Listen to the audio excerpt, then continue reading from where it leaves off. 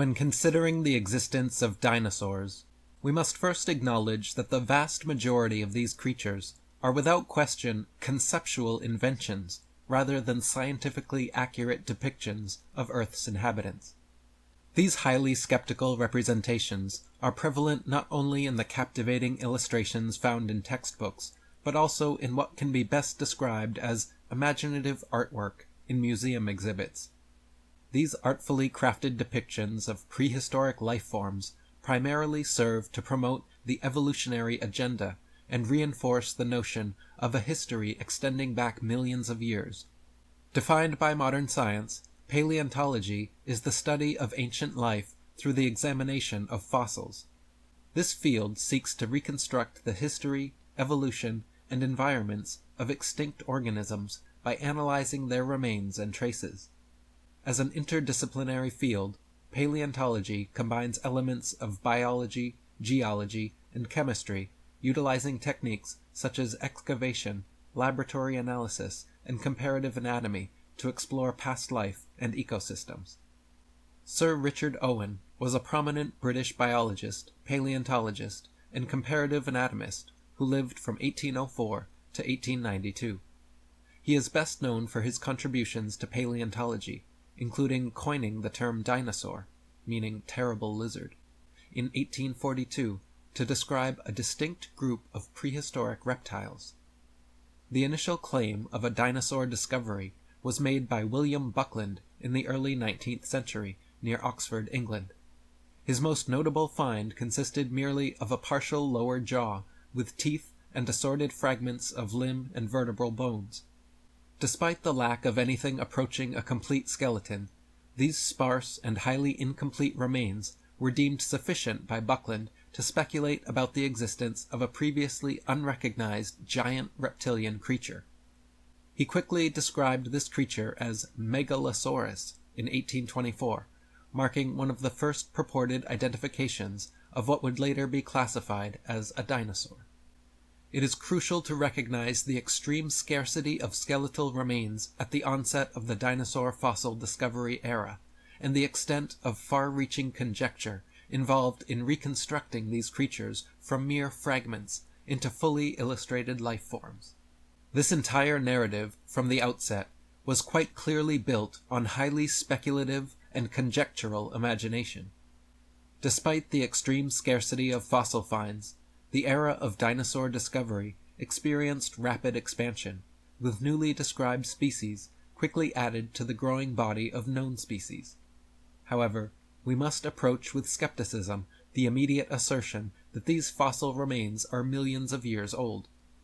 We have to consider that many of these discovered specimens might actually belong to a far more recent era, or might not represent new species at all, given the highly limited fossil evidence supporting such claims. Many of us commonly assume that the detailed depictions and illustrations of dinosaurs that we see in academic books and museum exhibits are based on the discovery of complete skeletal fossil remains, allowing for an accurate depiction in their structure and anatomy. In reality, the opposite is true. These depictions rely on highly incomplete fossil remains, fueling the inherent skepticism that continues to surround the dinosaur narrative from the start. The lack of substantial academic documentation only further fuels skepticism about these alleged findings.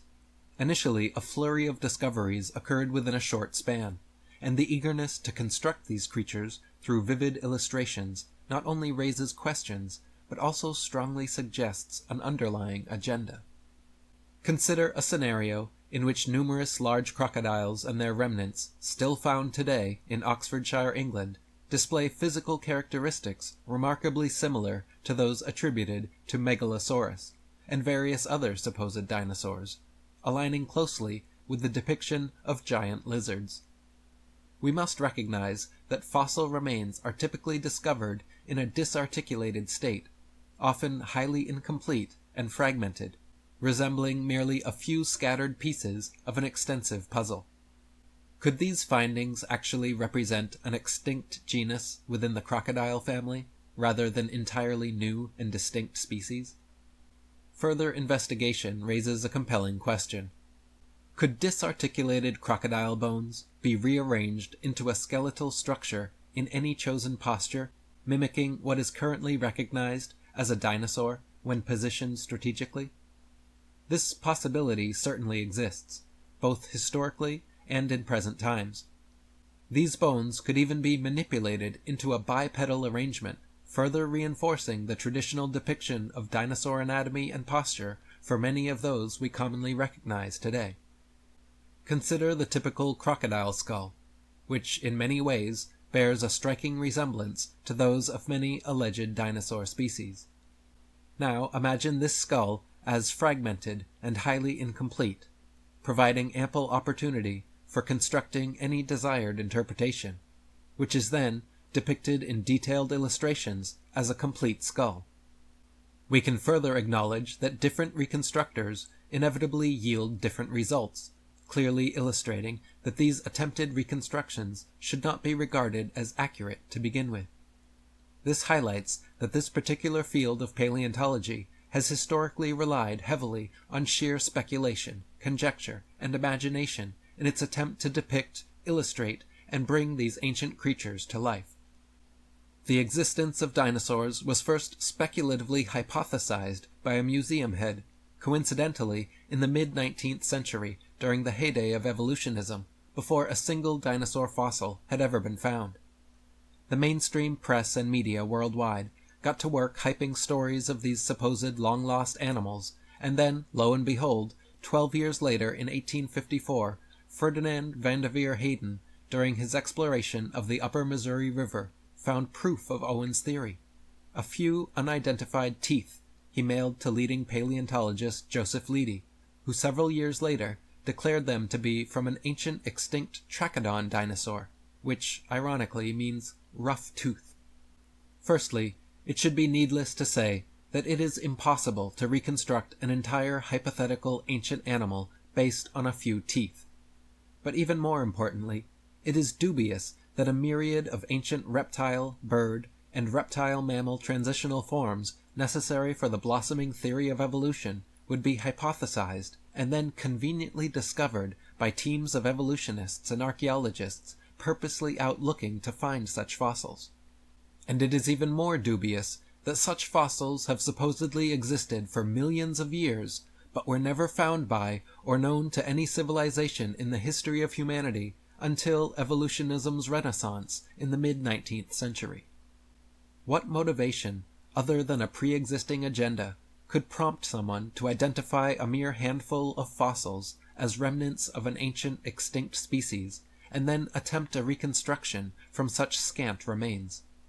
These fossils were declared millions of years old, assertions made a century before radiometric dating techniques were in development. Instead, they relied on relative dating methods such as stratigraphy and the use of index fossils. These methods, often criticized for their imprecision and susceptibility to circular reasoning, faced inherent challenges in providing accurate dating estimations, further perpetuating the conjectural narrative surrounding dinosaurs. As an example, we will examine the first illustration of the very popular Tyrannosaurus rex, shown here, published shortly after its discovery in 1905. Looking closer clearly demonstrates the significant conjecture prevalent in the early days of dinosaur research. Initially, scientists relied on highly limited evidence, only parts of the skull, a few jaw fragments, several ribs, scattered vertebrae, and assorted bone fragments. Upon its first discovery, the Tyrannosaurus rex fossils accounted for only an estimated 15% of its entire skeleton, which were used to reconstruct and depict its image.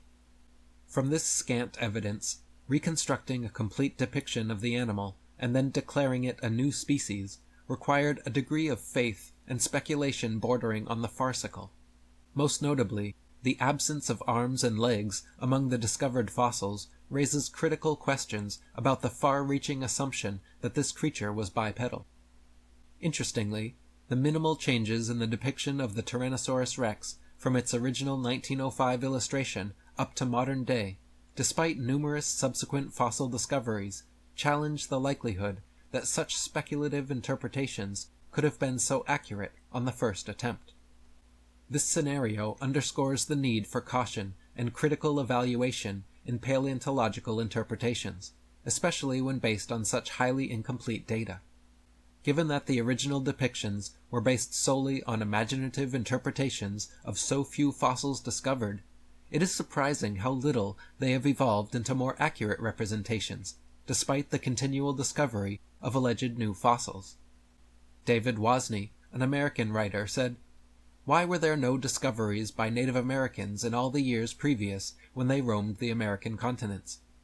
There is no belief in dinosaurs in the Native American religion or tradition. For that matter, why were there no discoveries prior to the 19th century in any part of the world? According to the World Book Encyclopedia, before the 1800s, no one ever knew that dinosaurs ever existed. During the late 1800s and early 1900s, large deposits of dinosaur remains were discovered in western North America, Europe, Asia, and Africa. Dinosaur deposits also lie in Belgium, Mongolia, Tanzania, West Germany, and many other parts of the world. Why has man suddenly made all these discoveries? The land areas of Belgium, Mongolia, Tanzania, Western Germany, and the Americas as well were inhabited and very well explored for thousands of years, and there were no discoveries until the 19th century. Why?" Wayne Grady, the American journalist, wrote, "The period following this, from around 1870 to 1880, became a period in North America where some of the most underhanded shenanigans in the history of science were conducted. In what was known as the Great Dinosaur Rush, or Bone Wars, Edward Drinker Cope of the Academy of Natural Sciences and Othniel Marsh of the Peabody Museum of Natural History began a lifelong rivalry and passion for dinosaur hunting. They started out as friends, but became bitter enemies during a legendary feud involving double-crossing, slander, bribery, theft, spying, and destruction of bones by both parties. Marsh is said to have discovered over 500 different ancient species, including 80 dinosaurs, while Cope discovered 56. Out of the 136 dinosaur species supposedly discovered by the two men, however, only 32 are presently considered valid. The rest have all been proven to be falsifications and fabrications. None of them once claimed to find a complete skeleton either, so all their work involved reconstructions. In fact, to this day, no complete skeleton has ever been found, and so all dinosaurs are reconstructions. Discoveries and excavations most typically seem not to be made by disinterested people, such as farmers, ranchers, hikers, outdoor recreationalists, building construction industry basement excavators, pipeline trench diggers, and mining industry personnel, but rather by people with vested interests, such as paleontologists, scientists, university professors, and museum organization personnel, who were intentionally looking for dinosaur bones, or who have studied dinosaurs previously.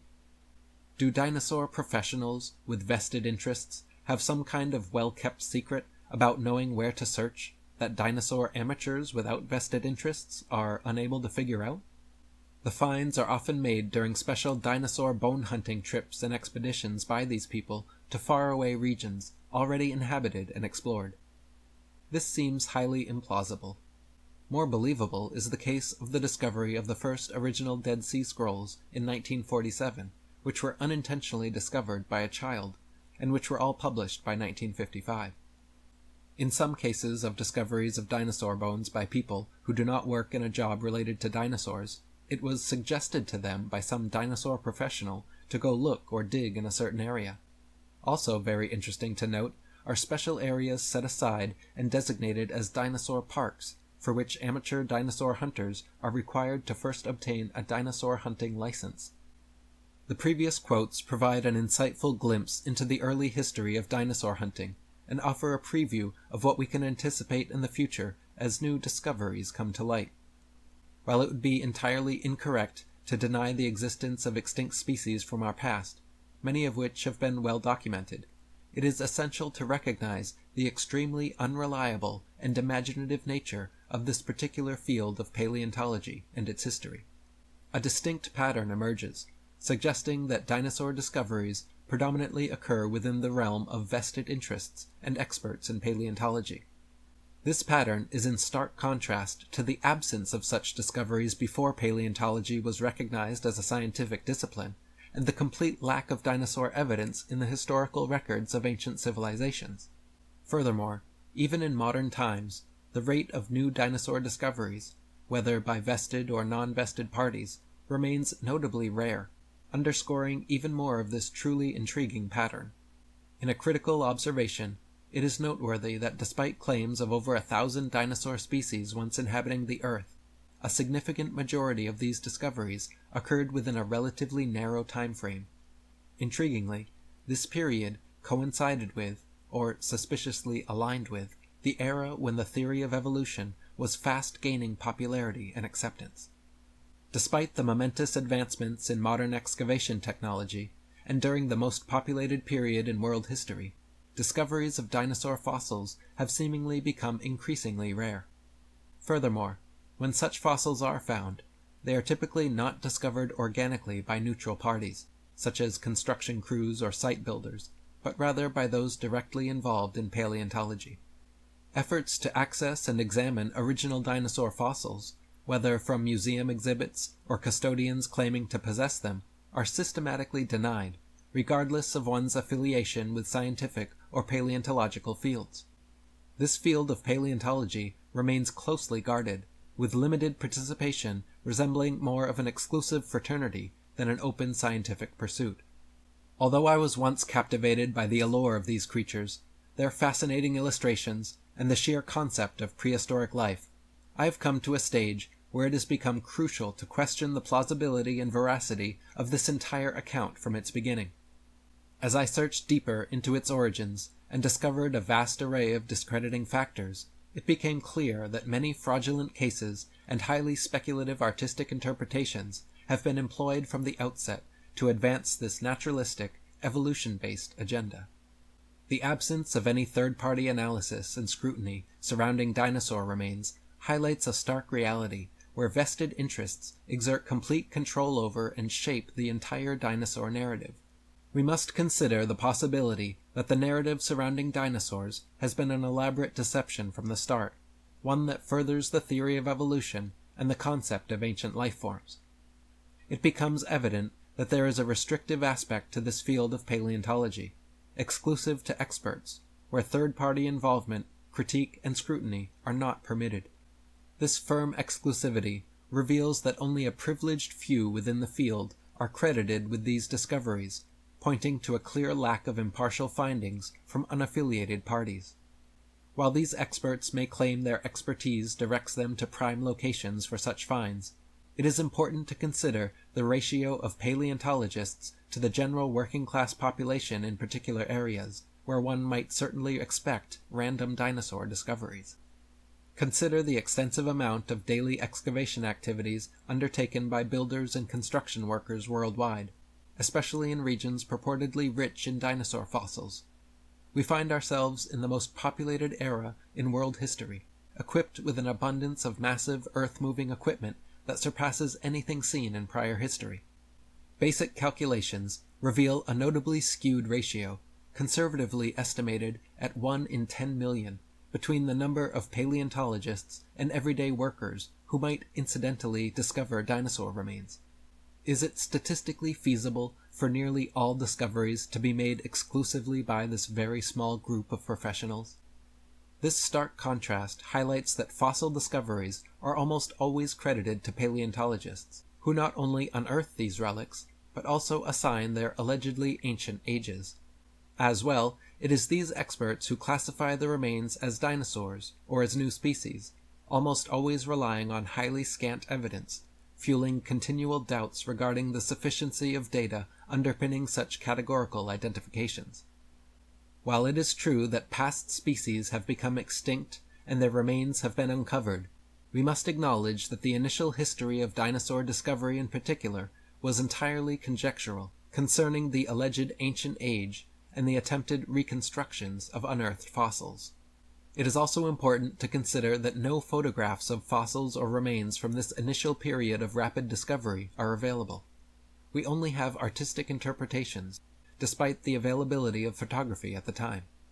All illustrations and representations of these creatures were entirely speculative, given that less than 15% of an alleged dinosaur's remains were typically discovered. Given these considerations, when reflecting on the formative years of the dinosaur discovery era, it becomes imperative to thoroughly scrutinize the credibility of the overall account.